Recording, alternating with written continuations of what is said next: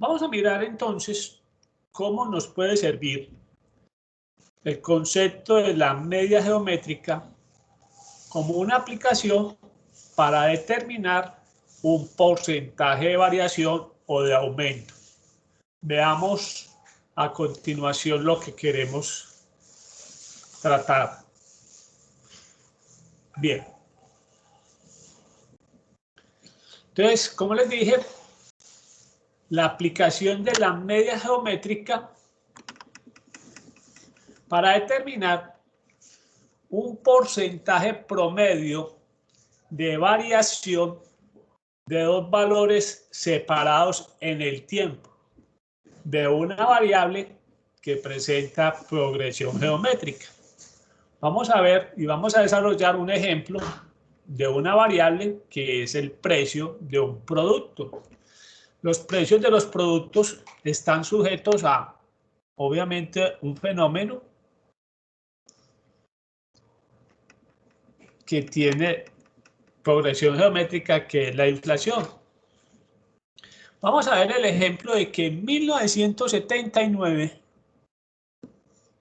un molino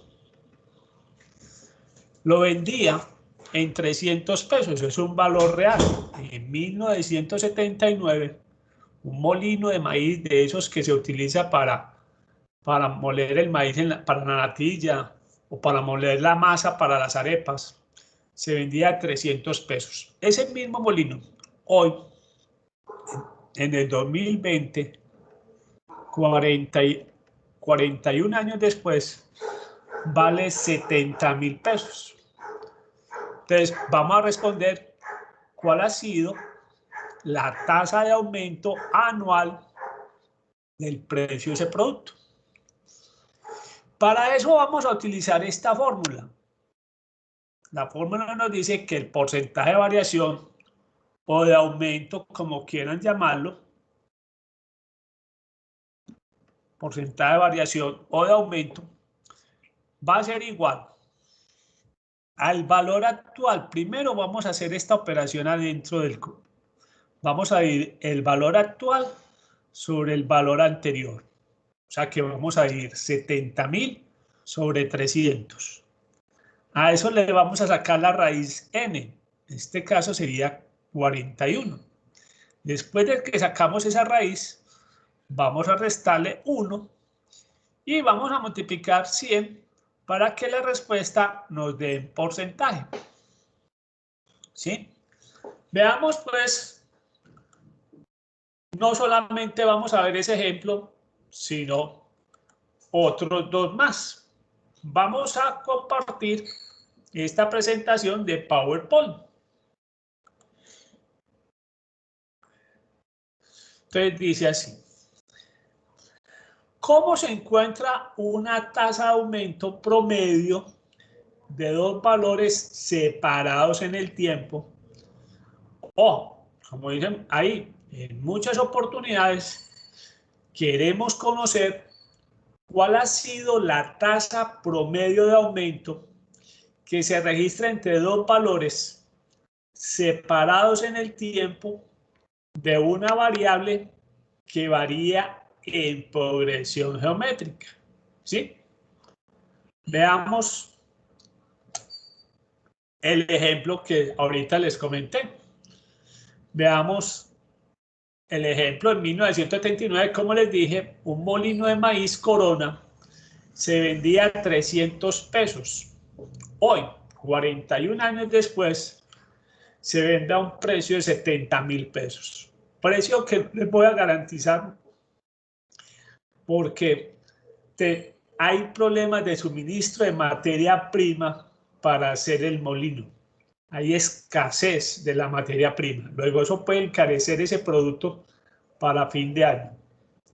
La pregunta es, ¿cuál ha sido el aumento promedio anual que ha tenido su precio hasta el momento? Veamos entonces paso a paso los procedimientos que vamos a hacer. Lo primero es que dividimos el valor actual sobre el valor anterior. O sea que en este caso los 70.000, que es el valor actual, lo dimos sobre 300 pesos, que era el valor anterior, obviamente en el 79. Eso nos está diciendo que el precio inicial se ha multiplicado 233 veces. El paso 2, como dijimos, a este valor encontrado le sacamos su raíz enésima, donde esa n representa el tiempo. Acá, como es una tasa anual, son 41 años. Si fuera mensual, habría que haber multiplicado esos 41 años por 12, pero hubiéramos encontrado la tasa promedio mensual. Acá simplemente necesitamos la tasa anual. Luego, al sacar la raíz 41 de 233,33, nos da 1.1422. Como vimos en la fórmula, a ese resultado de la raíz le restamos 1. Si le restamos 1, nos da 0.1422. ¿Qué nos falta? Como vamos a ver en la siguiente presentación, multiplicarlo por 100 para llevarlo a porcentaje. Entonces, paso 4, multiplicamos por 100 para llevar el resultado a porcentaje. Entonces, eso nos está diciendo que el resultado es de un 14.22%. Luego, la interpretación sería que el aumento promedio anual que ha tenido el precio del molino es de 14.22% anual durante estos 41 años. Alguien puede preguntar, pero si las inflaciones no han pasado en este siglo en Colombia del 10%, ¿cómo es que este producto ha tenido un promedio del 14.22% anual? Hay que recordar un poco de historia, que en la década de los 80 llegamos a tener inflaciones por encima del 30% anual, ¿sí? O sea, fueron épocas donde los productos tuvieron gran acogida, gran demanda, ¿sí? Había mucho dinero en la calle, el poder adquisitivo entonces se ve mermado con inflaciones altas. Entonces, obviamente, eso afectó mucho al principio esas inflaciones altas de este periodo, para darnos un promedio del 14.22% anual. Es bueno también recordar que en Excel, para obtener una raíz, hay que tener en cuenta que las raíces son potencias fraccionarias. Luego se obtiene con la siguiente función. La potencia 233, que es el número, y el exponente es 1 sobre 41. Vamos a explicar un poquitico más esto. Resulta y sucede que en Excel,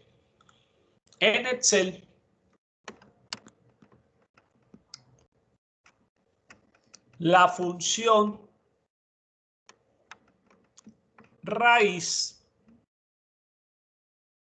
solo nos permite sacar raíces cuadradas. Entonces, si vamos a sacar raíz cuadrada de 9, obviamente esto nos saca 3.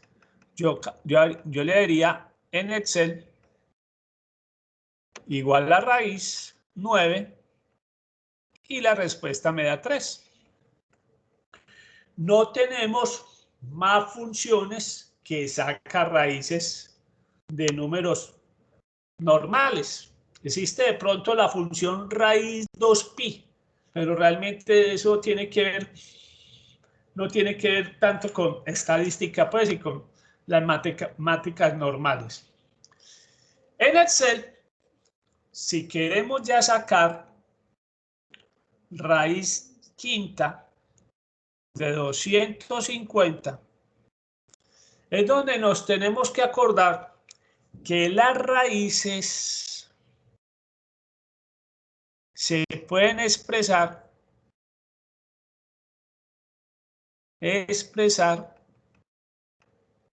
como potencias fraccionarias.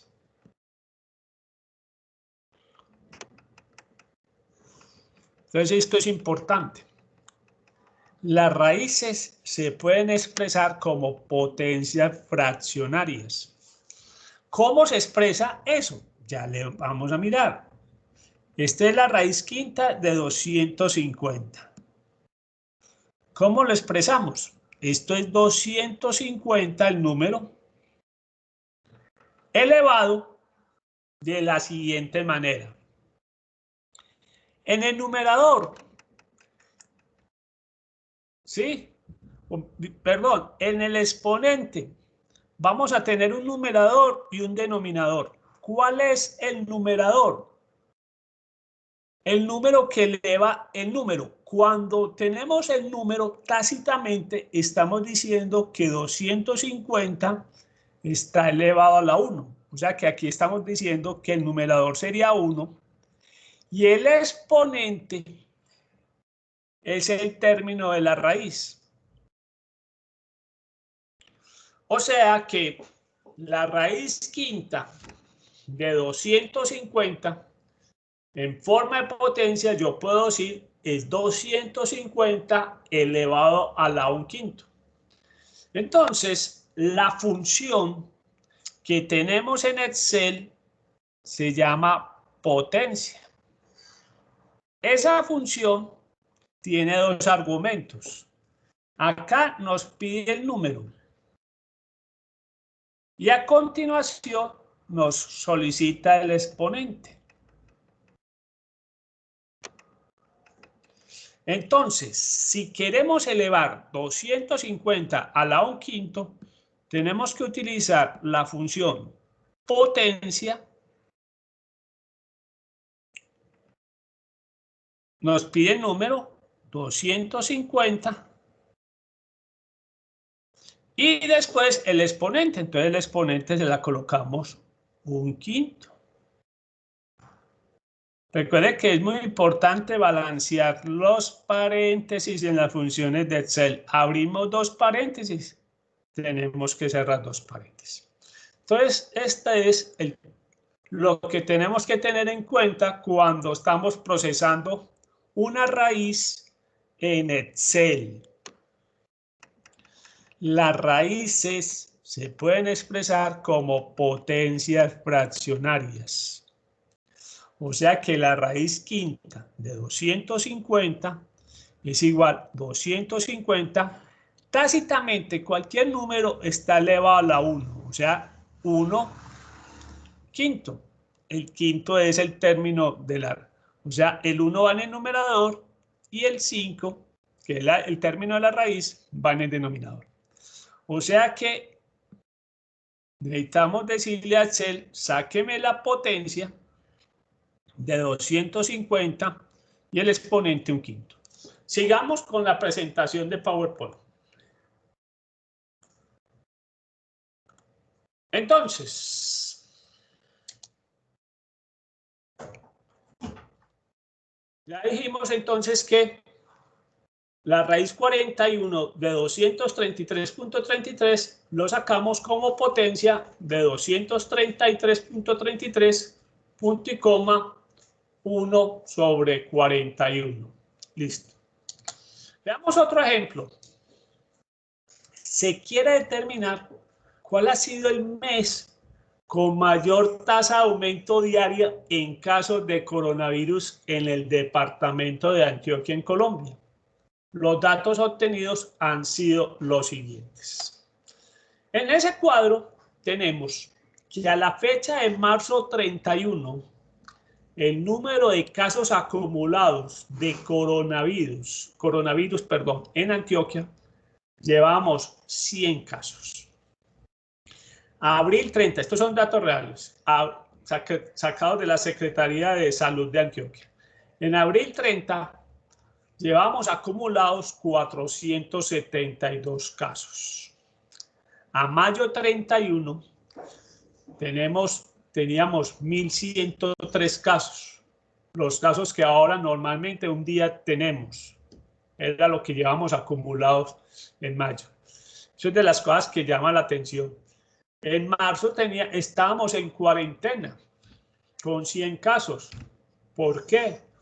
Porque nuestras autoridades se estaban preparando para los días más difíciles y necesitaban tiempo de preparación de los hospitales, tiempo de preparación del personal médico, tiempo de preparación también de protocolos, a exigir el tapabocas. Entonces fue un tiempo donde estuvimos encerrados, obviamente que eso ayudó a que los casos no se transmitieran tanto. Mire que cuando ya medio se empezó a abrir la economía, ¿qué pasó? En junio 30 ya llegamos a los 4.442 casos. Recuerde que a veces el reflejo se ve 15 días después. Ya en julio, después de haber pasado ese día sin IVA, de mediados de junio y todo eso, llegamos a tener 32.759 casos. Pero como esto se crece en progresión geométrica, en agosto, ya agosto 30, porque aquí se hizo el corte de agosto 30, no 31, sino agosto 30, llegamos a los 79.784 casos. Vamos a mirar entonces cómo vamos a determinar la tasa promedio diaria. Empecemos con abril. ¿Por qué no marzo? Porque no hay casos en febrero. No había casos en febrero, entonces no pudimos determinar la tasa de aumento de marzo. La de abril sí. Luego, en los 30 días transcurridos de abril, recuerde que el corte era marzo 31, abril 30. En esos 30 días, su tasa de aumento diario la podemos obtener rápidamente de la siguiente manera. Dividimos 472, que son los casos finalizando abril 30, sobre 100, que son los casos que finalizaron en el mes de marzo 31.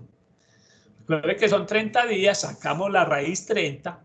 Después de procesar esta raíz, le restamos 1. Lo multiplicamos por 100.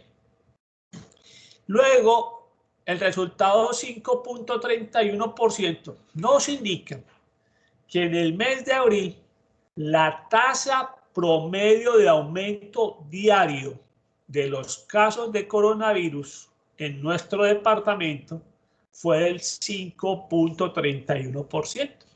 Estábamos empezando, fue una tasa relativamente alta para ser diaria. Llegamos al mes de mayo. 31 días porque el corte era abril 30, mayo 31, entonces transcurrieron 31 días. Calculamos la tasa de mayo de manera similar. Tenemos como valor actual los casos que teníamos el 31 de mayo, 1.103 sobre 472, que eran los que finalizaron abril. Sacamos la raíz 31, le restamos 1, lo multiplicamos por 100 y ya en mayo bajamos a una tasa promedio diaria del 2.78 en los casos de coronavirus. Mire que veníamos de un 5%, pasamos a un 2.78. Ahí es donde echamos voladores, empezamos a hablar de que habíamos manejado muy bien la pandemia. Y con esta enfermedad no se pueden echar voladores, no se puede chicanear. Es de mucho control, ¿sí? De mucha disciplina, como vemos, de mucho autocuidado. Pasamos a junio, 30 días. Entonces, corte el 30 de junio versus mayo 31. En junio 30 teníamos 4.442 casos acumulados versus el dato anterior, que era el de mayo, de 1.103 menos 1 por 100. Eso nos dio que ya en junio volvimos a aumentar la tasa diaria promedio de nuestros casos. Recuerden que en junio tuvimos el primer día sin IVA, que no fue bien manejado en aspectos de espacio público, ¿sí? Y eso se reflejó. Y tan se reflejó que vamos a ver qué pasó en julio. En los 31 días de julio, nuestro corte 31 de julio versus 31 de mayo, llegamos a los casos de 31 de julio, que son 32.759, los dividimos sobre el valor anterior, el corte de mayo, 4.442, le sacamos la raíz, le restamos 1, multiplicamos por 100 y llegamos al 6.66% de tasa promedio diaria de los casos de coronavirus. O sea, hasta el momento, julio ha sido el mes de mayor aumento porcentual diario. Veamos en agosto. En los 30, claro que como hicimos corte en agosto 30, acá fueron 30 días, no 31, porque el corte lo hicimos el 30 de agosto en la presentación. Luego, cogimos los casos del 30 de agosto, que eran 79.784 sobre 32.759. Y al sacar la raíz 30, le restamos 1 y lo multiplicamos por 100, nos dio que la tasa de aumento promedio diario es del 3.01% en los casos de coronavirus. O sea, cada día crecían un 3% en promedio con respecto al día anterior. Entonces, a mayor base, pues obviamente se van incrementando los casos, pero tuvimos un crecimiento del 3.01%. Es decir, que lo que hemos visto mensualmente es este comportamiento. Empezamos con una tasa de aumento en abril del 5.31%. Después bajamos al 2.78%. Efecto cuarentenas, medidas de pico y cédula, restricciones, no todos los sectores abrieron, ¿sí? Ya en junio, que se dio un poco más la apertura, nos dio 4.75. Llegando pues al mes donde se dispararon los casos en nuestra región, donde ya sentimos amenazas de ocupación de camas COVID del 6.66%. En agosto, recuerde que tuvimos un mes donde la actividad comercial se cerraron los fines de semana. Tuvimos más de un fin de semana donde se tuvieron 3 días prácticamente cerrados los negocios, más de un puente. Teníamos pico y cédula de 2 y se logró bajar a 3.01. La pregunta que queda en el ambiente es, ¿qué va a pasar en el mes de septiembre, donde no hay restricciones de cédula y donde se abrió más la economía? Esperemos que la gente haya aprendido a autocuidado y que más o menos tengamos crecimientos similares. Ojalá fueran menores, ojalá. Veamos, el tiempo nos dirá esa hipótesis, cómo nos fue. Lo veremos a finales, o por lo menos en la tercera semana de septiembre, ya tendremos resultados de esta apertura. Bien, vamos a hacer otro ejemplo, porque siempre hemos hablado de tasas de aumento positivos. pero puede pasar tasas de aumento negativos. Sí, veamos este ejemplo que también tiene que ver con la pandemia. Se quiere determinar cuál ha sido la tasa de aumento diaria de los casos activos. Estos son los casos activos de coronavirus de Colombia en los últimos 15 días. Los datos obtenidos al corte han sido los siguientes. Entonces, tenemos lo siguiente. En agosto 15 se tenía estimado 167.459 casos activos. Digo estimado y ya les voy a decir por qué.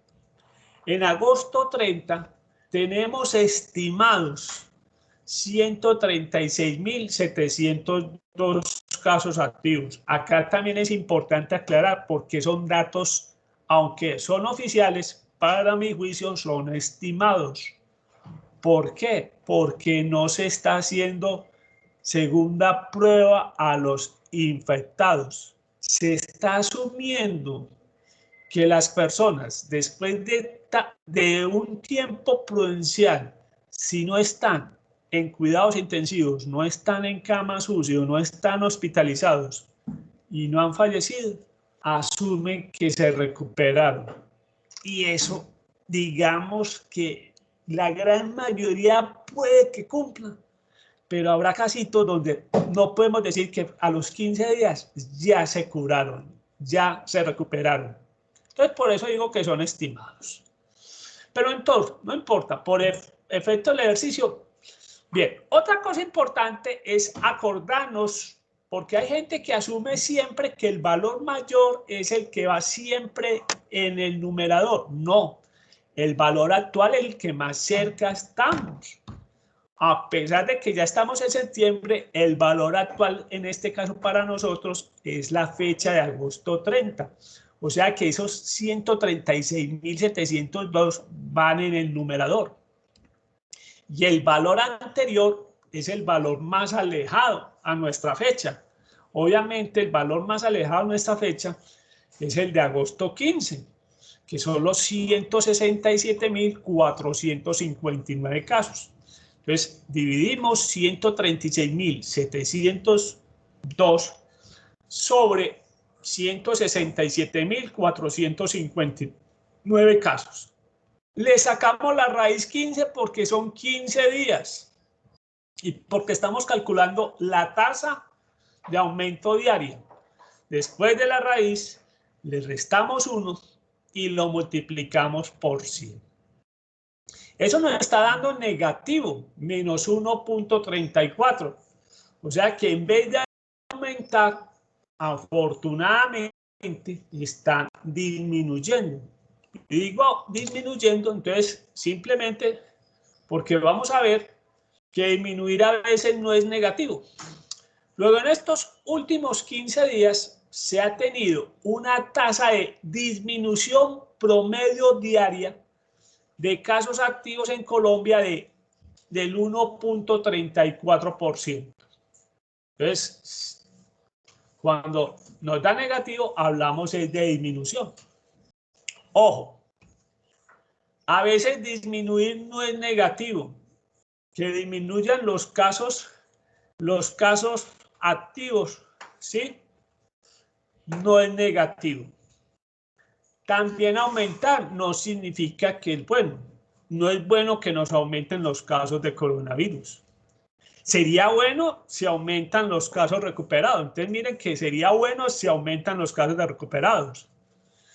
Es positivo que disminuyan los casos activos, pero sería negativo si disminuyen los casos recuperados. Entonces eso de negativo, positivo, bueno, malo, todo depende del problema, del contexto del problema, es decir, de los beneficios que nos trae si aumentar o disminuir. Bien, quiero mirar, por fin, por último, mirarles en este archivo de Excel ese efecto que ha tenido. Recuerden, aquí tenemos los aumentos que hemos tenido diario.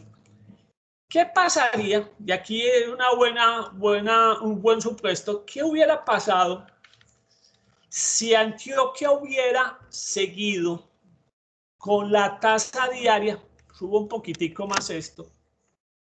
Si Antioquia hubiera seguido con la tasa diaria del 2.78 que se tuvo en mayo, o sea, si no hubiéramos tenido esos baches de junio, julio, ni agosto, si hubiéramos seguido con el 2.78 y ojalá hubiéramos aplanado la curva, como dice el cuento, y aplanar la curva es decir, era crecer menos del 2.78. Al 31 de agosto, Antioquia tendría apenas los siguientes casos acumulados, 13.746 casos, es decir, que versus agosto 31, que aquí tengo el dato real que es 80.996, este archivo lo hice posteriormente, presenta una variación de 67.250 casos más. Bien, aquí utilizamos obviamente la función que garantiza el crecimiento en forma geométrica. Ahí tendríamos que coger los casos que llevamos. Esto cogió los casos que teníamos en mayo y los multiplicamos por 1 más la tasa de aumento de mayo, que es 2.78, y lo elevamos a 92 días que han transcurrido desde mayo 31 a agosto 31, que han transcurrido 92 días. Recuerden que como esto crece en progresión geométrica, hay que elevarlo. Bien, eso sería muy bueno. Imagínense, 13.000 casos. Estaríamos en los gozos. Pero también pensemos otro panorama distinto. ¿Qué pasa si Antioquia no hubiera tomado políticas en agosto de restringir pico y cédula, de no trabajar los fines de semana, y hubiéramos seguido con esa tasa del 6.66% que tuvo en julio? Si hubiéramos seguido así a esa tasa, estamos suponiendo pues al 31 de agosto, hubiéramos tenido 237.577 casos acumulados. Un panorama aterrador. Hubiéramos tenido saturación de hospitales, camas UCI. Obviamente se reflejaban el número de fallecidos. O sea, todas esas restricciones permitieron que en un mes tengamos 150.581 casos menos si hubiéramos seguido con esa tasa de aumento. Entonces miren pues que a veces la gente dice, no, un 2%, un 3%, eso no es nada. No, con esta situación, en estas de pandemia y con este ritmo de multiplicación que tiene esta enfermedad, cualquier porcentaje que se disminuye con el tiempo se ve reflejado en cifras. Y cualquier porcentaje o número que se aumenta también se ve reflejado en grandes números. Muy bien, con esto damos por terminado esta aplicación que nos permitió determinar la tasa de aumento la tasa de aumento que se tiene entre dos valores separados en el tiempo y que la variable tiene un comportamiento en progresión geométrica. Muy bien, con eso entonces acabamos.